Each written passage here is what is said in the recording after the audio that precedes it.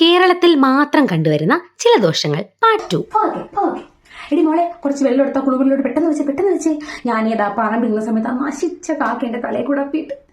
കാക്ക അപ്പിട്ടാൽ എന്താണെന്നോ, നമ്മൾ അപ്പ കുളിക്കണം, അല്ലെങ്കിൽ നമ്മുടെ വീട്ടിലൊരു മരണം ഉടനെ നടക്കും. പെട്ടെന്ന് വെള്ളം കൊണ്ട് ശിവ ഈ പെങ്കൊച്ചത് എന്തോന്ന് ഒരുങ്ങുന്നത്. ഇനി ചുണ്ടിൽ മറ്റേ ലിപ്സ്റ്റിക്കും കൂടെ തേച്ചാലേ അവൾ ഇറങ്ങൂ. മക്കളെ, 10:30 രാഹുകാലം. അതിനിടയ്ക്ക് ഈ വീട്ടിൽ നിങ്ങൾ ഇറങ്ങിയിരിക്കണം. വനിത 10:15 പെട്ടെന്ന് രാഹുകാലത്തിന് മുന്നേ ഇറങ്ങിയേ പറ്റൂ. പൊന്നു മക്കളെ, അങ്ങനൊന്നും വായി തോന്നിയത് പറയാൻ പാടില്ല. നമ്മുടെ നാവിൽ എപ്പോഴാണ് ഗുളികനിരിക്കുന്നത് നമുക്ക് പറയാൻ പറ്റൂല. നിങ്ങൾ കൊച്ചു പിള്ളേരായതുകൊണ്ട് നിങ്ങൾക്ക് ഇതിനെ കുറിച്ചൊന്നും ധാരണയില്ലെന്നേ. അതായത് നമ്മൾ എന്തെങ്കിലും പറഞ്ഞു പോകുന്ന സമയത്ത് നാവില് ഗുളികം വന്നിരുന്ന അറം പറ്റും. പറയല്ലേ പൊന്നു മക്കളെ. മക്കളേടി, ആ കിടക്കയുടെ സ്ഥാനം ഇങ്ങോട്ട് നീക്കിയിരുന്നേ. തെക്കോട്ട് തലവെച്ച് കിടക്കാൻ പാടില്ല. അറിയാലോ, അത് വളരെ ദോഷമാണ് കിടക്കുന്ന ആളിന്. അതുകൊണ്ട് കിഴക്കോട്ട് കിടക്കാം, അത് പ്രശ്നമില്ല. അതുകൊണ്ട് ഒരു കാരണവശാലും തെക്കോട്ട് തല വെക്കാൻ പാടില്ല. ആ കിടക്ക ഇങ്ങനെ അങ്ങോട്ട് നീക്കിട്ടെ. കുളിച്ചപ്പോ എന്തൊരാശ്വാസം.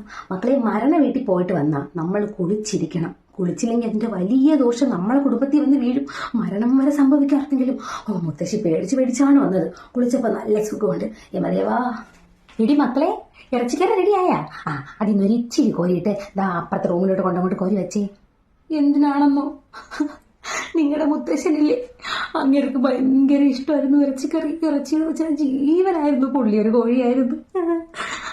എന്താണെന്നോ, പുള്ളിക്കാരൻ മരിച്ചെങ്കിലും ഇത്തിരി കോരി നമ്മൾ അങ്ങോട്ട് കൊണ്ടുവച്ചാൽ പുള്ളിയുടെ ആത്മാവ് വന്നത് കഴിച്ചിട്ട് പൊയ്ക്കോളും. കഴിക്കാതെ നിങ്ങൾ കഴിക്കാൻ പാടില്ല. പുള്ളിയാണ് ആദ്യം കഴിക്കേണ്ടത്, അല്ലെങ്കിൽ വയറ് പെരുവും. പാവല്ലേ മക്കളെ. അപ്പൂപ്പൻ കുറച്ച് കോരി കൊണ്ടുവയ്ക്ക്. അമ്മ പോയി ബാക്കി കഴിച്ചിട്ട് വരാം. ശരി ദോഷമാണേ, കൊണ്ടുവയ്ക്കണേ.